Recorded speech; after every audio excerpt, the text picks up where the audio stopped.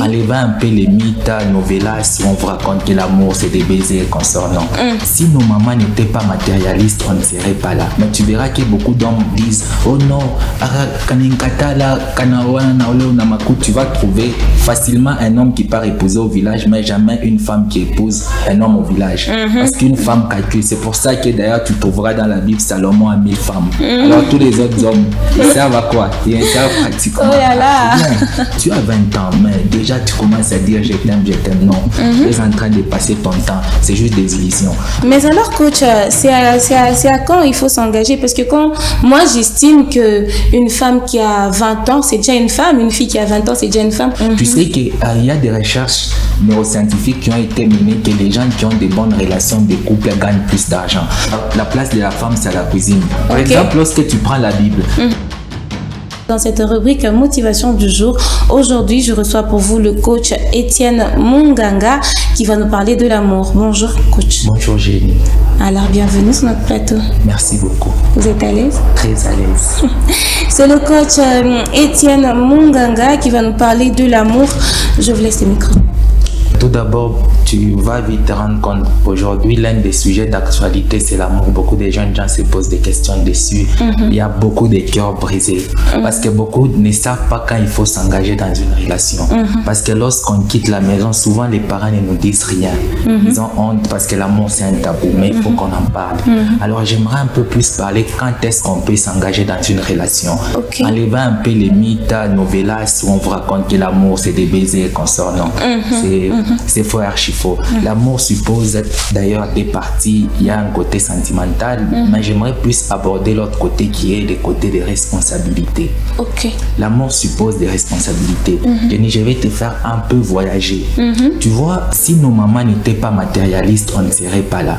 Donc maman devait choisir un homme qui part travailler et qu'on sort. Pourquoi? Parce que lorsqu'une femme met au monde, elle devient vulnérable. Donc maman doit choisir en fonction du matériel. Mais tu verras que beaucoup d'hommes disent oh non, tu vois, c'est courant. C'est tout à fait normal parce que dans l'évolution, si nos mamans ne choisissaient pas en fonction du matériel, donc on ne tirait pas là. Donc les dames sont conditionnées à choisir un homme qui travaille. C'est d'ailleurs pour ça que tu verras que tu vas trouver facilement un homme qui part épouser au village, mais jamais une femme qui épouse un homme au village. Parce qu'une femme calcule. C'est pour ça que d'ailleurs tu trouveras dans la Bible Salomon a 1000 femmes. Alors tous les autres hommes, ils servent à quoi? Ils servent pratiquement à rien. Donc l'amour, loin de tous les sentiments et consorts, l'amour d'abord c'est des responsabilités. Donc les jeunes doivent comprendre que l'amour c'est des responsabilités. Avant d'abord d'aller chercher l'amour, tu as 20 ans, mais déjà tu commences à dire je t'aime.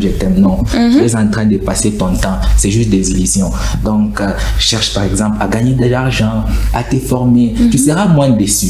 Tu comprends? Mais alors coach, c'est à quand il faut s'engager? Parce que quand moi j'estime qu'une femme qui a 20 ans c'est déjà une femme, une fille qui a 20 ans c'est déjà une femme, elle peut pas se projeter dans l'amour. Alors c'est à quand? C'est trop tôt. Tu dois savoir parce que les responsabilités ne sont pas uniquement du côté de l'homme. Parce qu'on a forgé un peu dans l'imaginaire de beaucoup de gens que la femme elle est juste là pour manger l'argent de l'homme. Non. Tu sais qu'il y a des recherches neuroscientifiques qui ont été menées que les gens qui ont des bonnes relations de couple gagnent plus d'argent.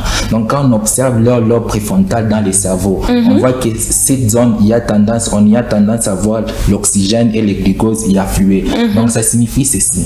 Si tu veux vraiment être une bonne femme, forge-toi, forge ta mentalité, ta maturité. Parce que comment expliquer que tu es avec un homme, tout ce que toi tu es expert en création des problèmes. Donc il n'a même plus le temps de penser. Donc il n'a plus le temps de gagner de l'argent. Donc une dame de 20 ans, moi j'estime que c'est trop tôt. Elle doit se concentrer un peu sur elle-même, travailler, s'améliorer, se perfectionner. Se perfectionner sur quel plan? Puisque l'amour aussi en fait partie. Sur le plan de développement personnel, tu vois par exemple acquérir des compétences, former au leadership. Parce que tu dois savoir que 80% des décisions que prend un homme, c'est souvent influencé par la femme qu'il a dans sa vie. Tu as un peu l'idée, j'ai toujours toujours partager un peu cet avis. Beaucoup de jeunes dames aujourd'hui, c'est restaurant, invite-moi au restaurant et qu'on sort. L'homme n'a même pas le temps d'économiser l'argent, par exemple, pour faire un projet, pour investir. Donc toi, tu es un produit de consommation. Et par conséquent, après un moment donné, tu commences encore à te plaindre que depuis qu'on est fiancé, il ne me prend pas. Bah, tu veux quoi? Alors, si une femme, par exemple, s'est formée à la gestion financière, à gérer aussi ses émotions, donc elle sera vraiment une bonne femme pour l'homme qu'elle prendra. Mais beaucoup plus, coach, moi j'ai l'impression que vous martelez que sur l'amour que la femme peut avoir envers l'homme, en fait. J'ai pas beaucoup senti le côté de l'homme. C'est à quel moment alors l'homme devrait lui aussi commencer à s'engager dans l'amour? C'est à quel moment? D'abord, lorsqu'il devient stable financièrement, parce que je t'ai dit tout à l'heure que l'amour c'est de l'argent, c'est des responsabilités. Donc imagine un peu, Jenny, tu parles à Jambo, tu dis un homme, il dit j'ai un peu d'amour, donnez-moi un sac de farine, ça ne va pas marcher. Donc on doit un peu enlever cette idée, non, tu m'aimes, tu m'acceptes tel que je suis. Non, tu m'aimes, tu ne m'acceptes pas tel que je suis, tu m'améliores, donc tu me perfectionnes. Donc j'entre dans ta vie, j'apporte ce qu'il n'y en avait pas. Par exemple, un homme, beaucoup plus, il doit s'acharner à trouver de l'argent. Donc l'amour dans la vie d'un homme doit venir en seconde position, après l'argent. Ok, je vois. Alors, coach, que dire de ces hommes-là qui, eux, ils sont déjà prêts financièrement, mais ils ne veulent pas s'engager dans l'amour? Tu sais, Jenny, le mariage, c'est quelque chose de super important, parce que je venais de te dire, tu risques de faire entrer une femme dans ta vie, elle te bousille même et tout. Parce qu'elle est, elle est déséquilibrée émotionnellement. Tu sais, un homme qui trouve une femme qui est déséquilibrée, une femme, comme on dit, folle, bah, déjà au boulot, on va les remarquer qu'il n'est plus motivé, qu'on sort. Donc, ce que j'aimerais, c'est que cet homme établisse des critères, qu'il puisse, parce qu'au bout d'un moment, qu'il puisse d'abord mettre ça par écrit. J'aimerais avoir une X-femme qui est ça, qui est ça, qui est ça.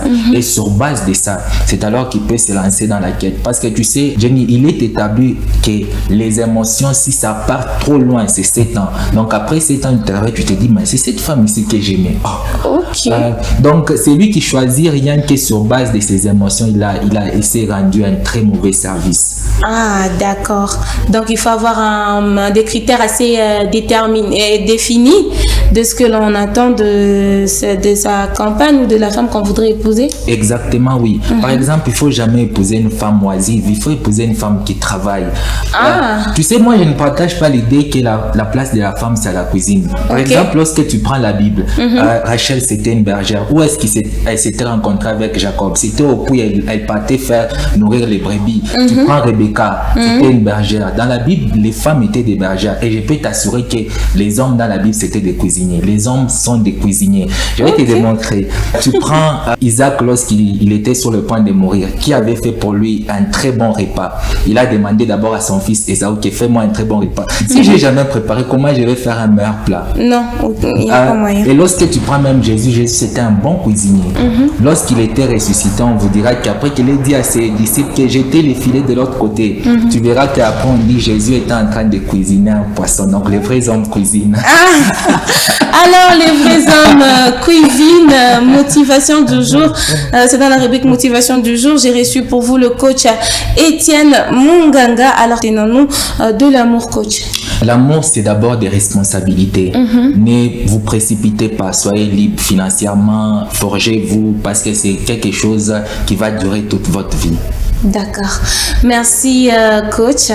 Nous avons appris, nous avons pris conscience de l'amour, nous avons pris conscience de nos responsabilités. Et merci, coach, d'être encore une fois passé. Nous espérons vous retrouver demain à la même heure. Merci.